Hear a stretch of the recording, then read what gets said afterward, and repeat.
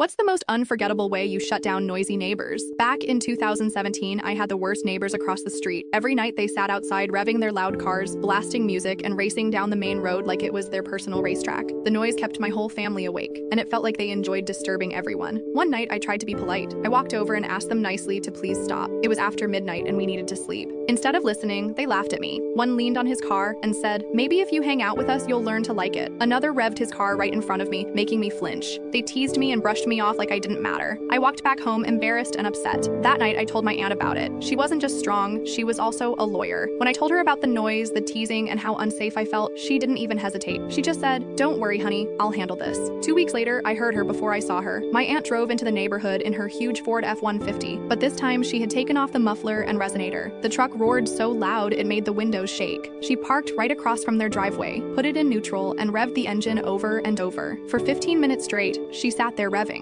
The sound was so deep and powerful, the guys couldn't even sit inside their own house. I was watching from my window and couldn't stop laughing. Finally, they came outside looking annoyed, ready to argue. But then my aunt stepped out of the truck. She was 5 feet 11 inches, wore ripped-off flannel sleeves, cowboy boots, and had full tattoo sleeves on both arms. With her buzzed hair and broad shoulders, she looked like someone you just don't challenge. She didn't yell, she didn't argue, she just stood there. And then she pulled out her phone. In front of them, my aunt calmly called the police. She told them about the street racing, the constant noise, and the late-night trouble. She gave them license plates, names, and everything they needed. Being a lawyer, she knew exactly what to say, and the officers actually listened. Within 20 minutes, police cars pulled into the neighborhood. The guys froze. You could see the panic on their faces as officers walked up. My aunt leaned against her truck, arms crossed, watching as the police questioned them. She didn't even need to raise her voice. She already knew she'd won. That was it. After that night, the street was peaceful. They never revved their cars again. In 2020, they finally moved away. To this day, I still wonder if they ever tell the story of the loud truck and the lawyer who shut them down in one night. This morning, my aunt passed away from cancer. My heart is broken, but I'll never forget what she did for me. She wasn't just my aunt. She was my protector, my storm, and my voice when I felt powerless. Rest in peace, Auntie Tay. You were fearless, and you'll always be my hero.